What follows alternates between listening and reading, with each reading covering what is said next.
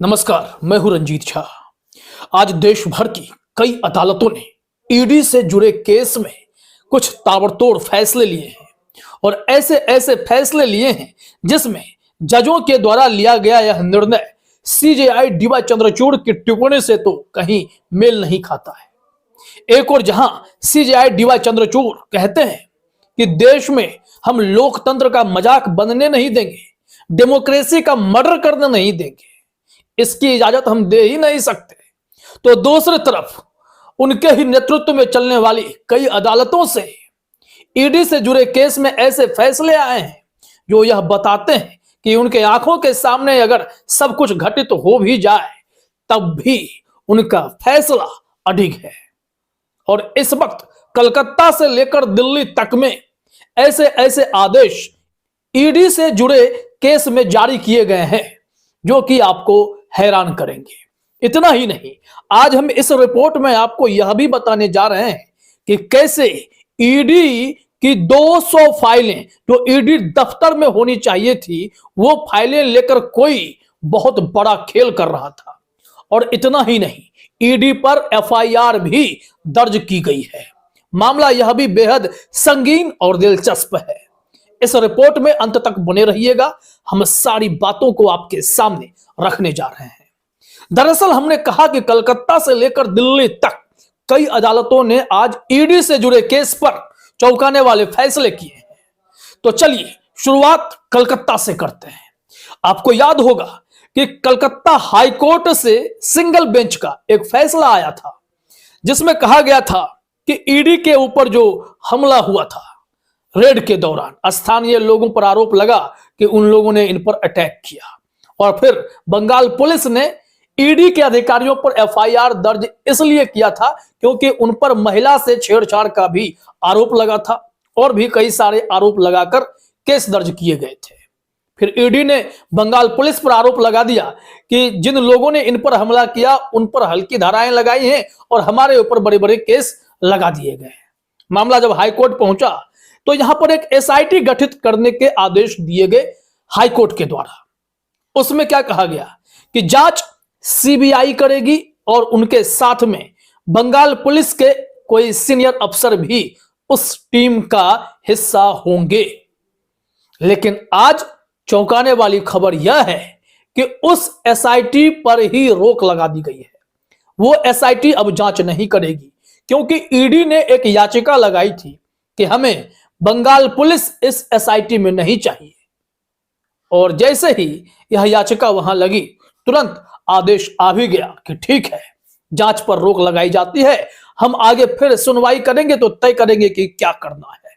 और कलकत्ता हाईकोर्ट के फैसले ने तो और भी हैरान किया है कि कैसे ईडी की याचिका पड़ती है कि हमें बंगाल पुलिस पर भरोसा नहीं है, वो जांच में सहयोग नहीं करेंगे, निष्पक्ष जांच नहीं करेंगे, वो मंत्री को संरक्षण दे सकते हैं।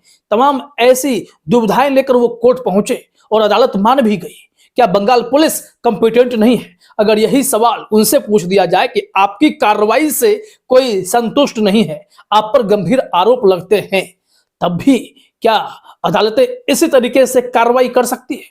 क्या ईडी को यह नहीं कहा जा सकता था कि इस एसआईटी को रहने दीजिए, यह बेहतरीन निर्णय है जहां पर निष्पक्षता बरकरार रहेगी, आप जो रिसर्च करेंगे, वो जो रिसर्च करेंगे, जो रिपोर्ट बनेगी वो एक अच्छी रिपोर्ट होगी।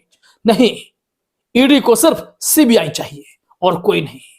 कुछ इस तरीके से जांच एजेंसियां काम करना चाहती हैं जहां उन्हें स्थानीय पुलिस पर भरोसा नहीं है और अदालतें भी उनकी बात मानकर उनकी याचिका तुरंत स्वीकार करते हुए आदेश भी जारी कर देती है।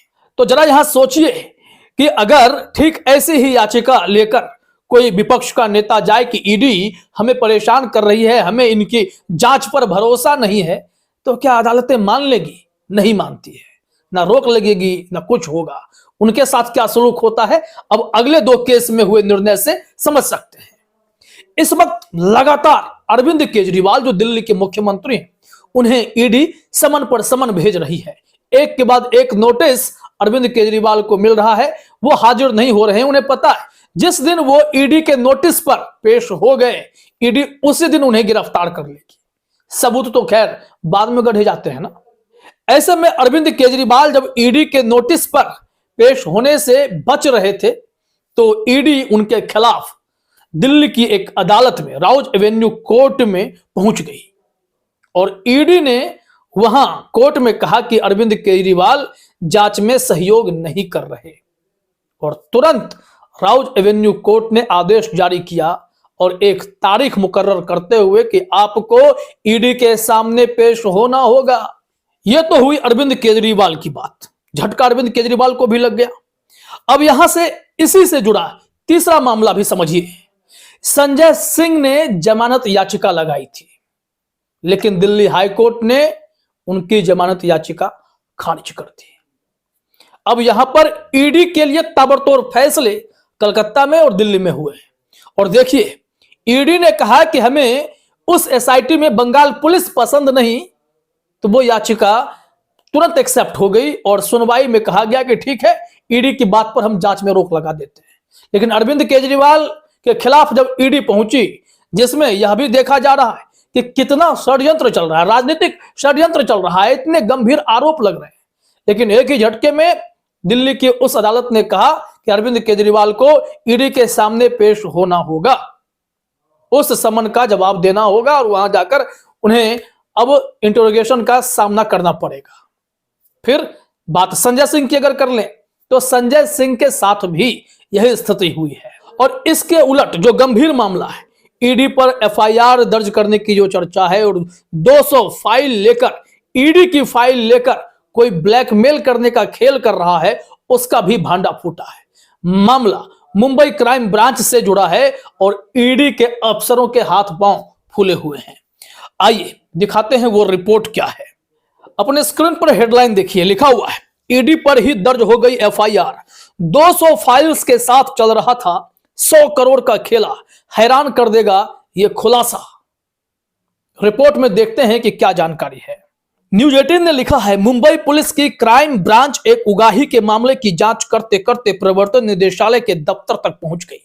मनी लॉन्ड्रिंग के मामले में लोगों को सलाखों के पीछे पहुंचाने वाली ईडी के अधिकारी अब खुद पुलिस के शिकंजे में आते नजर आ रहे हैं। पुलिस ईडी दफ्तर के अधिकारियों से पूछताछ कर रही है। दरअसल हुआ कुछ यूं कि मुंबई पुलिस एक रियल एस्टेट डेवलपर से 164 करोड़ रुपए की जबरन वसूली की कोशिश करने के मामले की जांच कर रही थी। पेश मामले में पिछले महीने 6 आरोपियों की गिरफ्तारी हुई। उनके कब्जे से प्रवर्तन निदेशालय ईडी द्वारा जांच किए जा रहे मामलों से संबंधित 200 से अधिक फाइलें और दस्तावेज बरामद हुए। बड़ा सवाल यह है कि ईडी के कौन से अफसर इन लोगों से मिले हुए थे जो दस्तावेज इन्हें देकर ब्लैकमेल करने की खुली छूट दे रहे थे।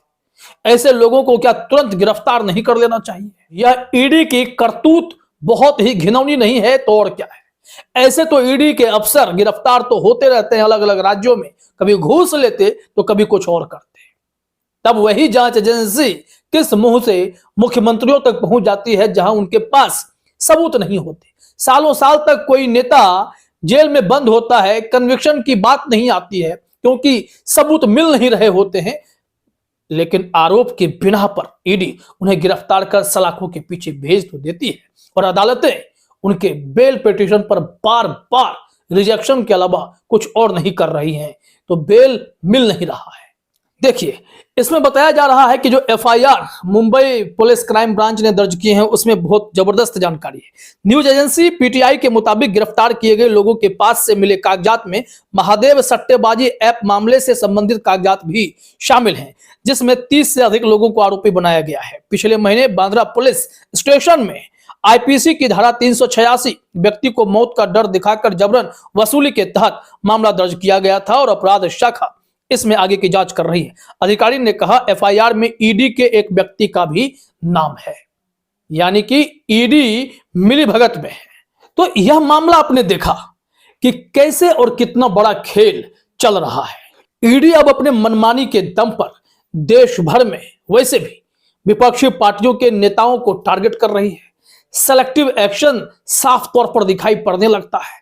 लेकिन वैसे ही परिस्थिति में अगर यह मालूम पड़ता है कि ईडी के दफ्तर की फाइल ब्लैकमेलर्स के पास भी हैं, वो उसके जरिए उन तमाम व्यक्तियों को टारगेट कर रहे हैं जो या तो रियल एस्टेट से जुड़े हुए हैं या पॉलिटिकल पार्टीज से जुड़े हुए हैं।